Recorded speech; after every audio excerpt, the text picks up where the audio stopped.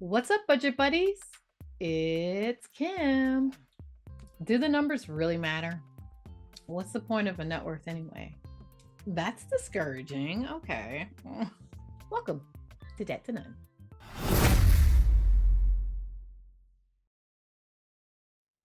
I was looking at the numbers about like average net worth according to age, and it was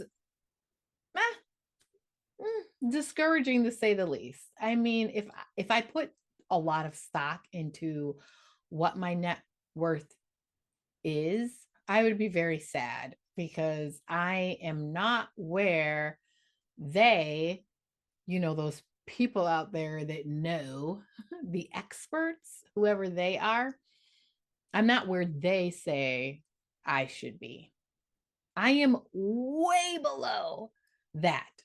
Does that matter?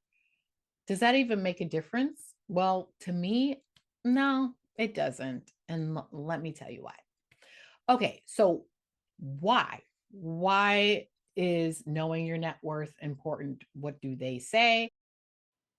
So, to put it simply, your net worth is the difference between what you own and what you owe. So, if the value of your assets is greater than your liabilities, you have a positive net worth. But then, if the amount of your liabilities exceed your assets, then you'll have a negative net worth. And that's what I thought I had. Experts say that the net worth is like a big picture way to measure your overall financial health, like a snapshot that shows you where you are on your financial journey. And they also say that tracking your net worth over time is a helpful indicator of your overall financial stability. Many people are after building wealth. They want to be millionaires, billionaires, or build generational wealth. Um, hey, to each his own. Now, for me, I that's not what I'm after. And that's not what my husband's after. So we are pretty much the opposite. No, we're not trying to be poor people or live in poverty or anything like that. We want to have all our bills paid. We want to have the money that we need to like live a life. So, obviously have all our necessities taken care of, but even just to enjoy some things in life. Like we want to go out to a nice restaurant, we want to take a trip somewhere, whatever. We want to have the money to do that. So that means we have to be responsible with our finances. But beyond that, I mean, we just recognize that money isn't everything. Money isn't the most important thing, not to us. Maybe, to some of you out there, and I'm not going to take that from you because we're all different. So I wouldn't dare, say anything negative about what someone else wants in life. But I recently did my net worth again, added up everything, and it's better than it was last time. And last time, which was some months ago, I was very surprised to see the numbers because I totally forgot how the net worth thing is calculated, and I forgot about the value of my home and all of that. So I was surprised to see that I wasn't in the negative and I had a positive number. I'll take that, yay. But it's increased, which is fabulous. So what does that tell me? I'm going in the right direction, right? Let's go through these numbers really fast and see how I stack up to where I was in the past. And let's see how I stack up according to where they say I should be. So, how I like to do things is hit me with the bad news before you hit me with the good. So, let's do that. Bad news, liabilities. How much money do I actually owe? All right, really quickly, if I can get through this. Okay, so let's talk about my mortgage. Just off the bat, I owe $92,711 and some change in my mortgage. So that puts me negative $92,000 net worth. Then let's add what I owe through PayPal credit, which was a vacuum cleaner that I purchased for the cleaning business. So I owe $350 to PayPal credit, which would bring my net worth to negative $93,061.25.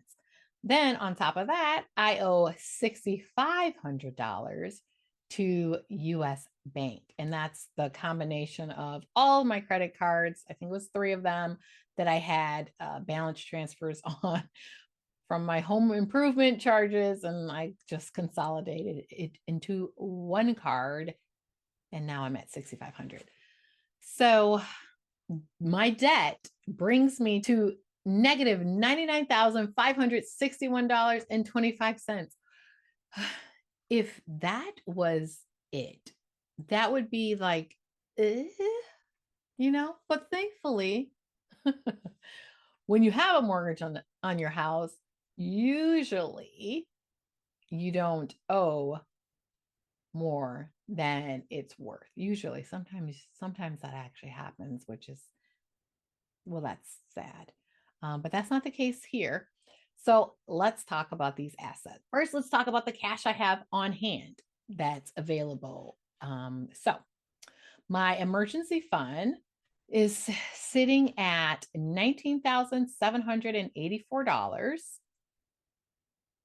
My savings account with my credit union, it's just whatever. It's just a small little savings account. It has $499 in it, and I just use that account for anything that I get from YouTube.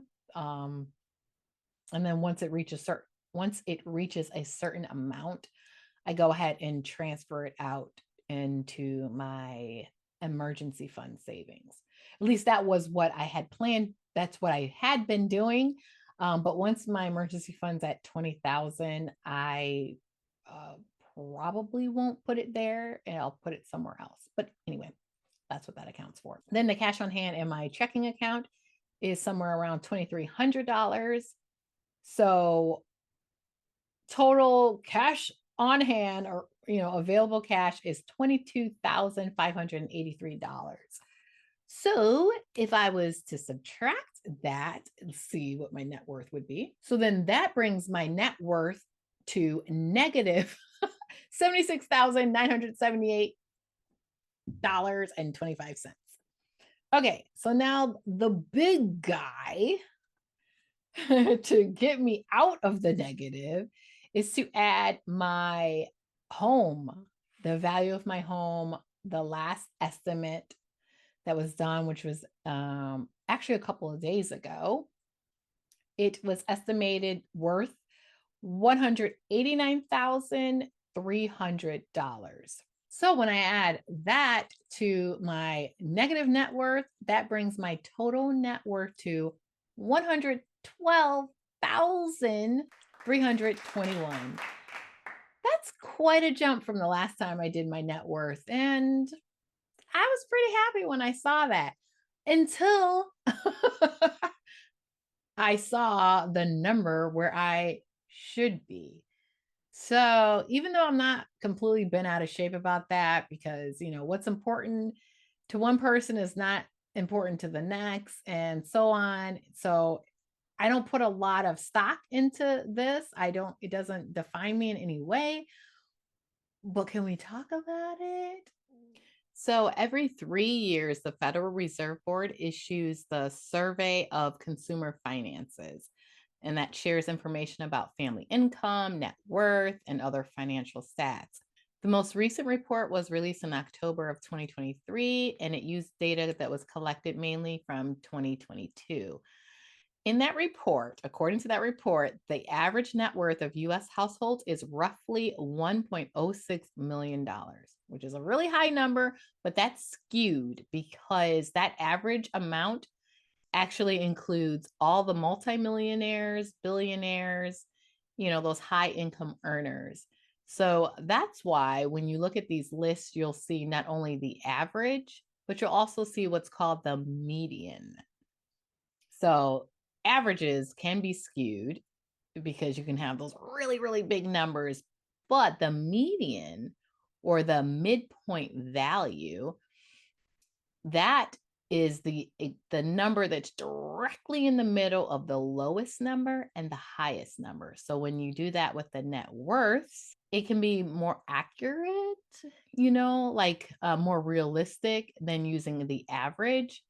Because imagine, like, Warren Buffett and Mark Zuckerberg and like all these people that have so much money, they really throw those numbers off. So when you look at the midpoint value of US households, then you come up with maybe a more realistic number for that everyday person, which that number was $192,000. So according to that, maybe some of us are right on the money or really close to it, and it may, make you feel a little bit better. Or for other people, should I say, it still may be a little bit too high. So it just depends on where you're at. But that's the explanation of average and then median. So looking at this data that was released, all right, the median, or let me look at the average first. The average net worth for those in the age group of 45 to 54, according to this data, is $975,800. Now, that's really high for me anyway. So then if you flip over or you look over to the median net worth for US households in that age bracket, 45 to 54, you see it's 247,200. I'll say that's, for me, is still pretty high. But then I'm at the very low end of that age bracket, 45. So that, that could make me rest easier if this is a goal that I was aiming towards. I guess it just depends, but there's so many factors that go into how much money a person can earn. So that's one of the reasons why I don't put a lot of emphasis or stock into these lists that I see. What race you are, that makes a difference. Your gender, that makes a difference. Where you live in the United States, that makes a difference. So when you see these lists that kind of averages everything for the entire country, or even the median or the midpoint value for the entire country, even that could be way too high for what's realistic for your personal circumstances. So this is why I just don't really care. I just want to be financially responsible. But I will show you what I've found in my research when I did a deeper dive into the net worths and how they vary according to state even. So take a look. So here's the list that broke up the net worths according to the race or ethnicity. And I found this to be pretty interesting because there's quite a difference between the Asian and the Black, non-Hispanic, and both in the median net worth and the average net worth. And then also on it, the most recent information, it didn't separate Asian group from other. So that was kind of actually annoying because I felt like the numbers weren't as, clear as the first list that I saw that just listed the median net worth. So that's why you see that on this list. And just a side note, Empower is the app that I use to keep track of my net worth. I just use that app because it is free and it is super easy to use, very user friendly. And I don't know, I really like it. So I am definitely included in this information that they gathered. They gathered a list of all the states in the United States. Actually, they have 51 states on their list because they included DC as being its own state. I thought this was super interesting.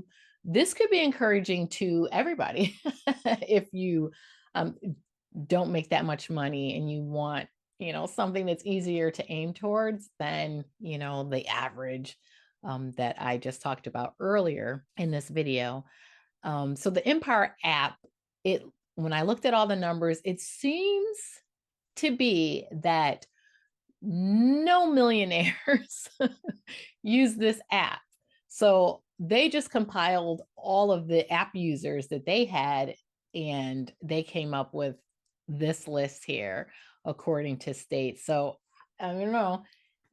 Take a look, find your state, and see if that makes you feel better or worse about your situation.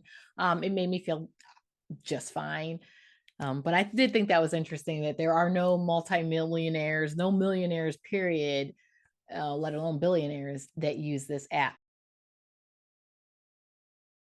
So that's it. Those are the numbers. That's what I'm looking at. All in all, I'm fine. I'm feeling good. I'm definitely going in the right direction. My husband and I have some really good goals, and we are serious about achieving it. And, we just want to live a simple life, a simple, happy life, a simple, happy, fulfilling life. And we are well on our way in achieving that. So I'm excited for what the future has to offer for the two of us. And I will definitely keep you posted with everything along the way, so you know what's going on. And yeah, you just share this journey with me. I appreciate you so much for being here. I can't wait to be right back here chatting with you and sharing more exciting news, which I hope I have to share.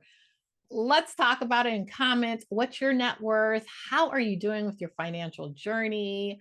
Where do you stack up with the numbers? Are you above the average? Are you below the average? Do you not even care? Because a lot of us don't really. I don't know. You know. Let's talk about it. Leave me your thoughts in comments. I love to hear from you. I appreciate you for liking this video. I appreciate you for subscribing. Thank you for being here with me. So with that, I hope that I see you next time.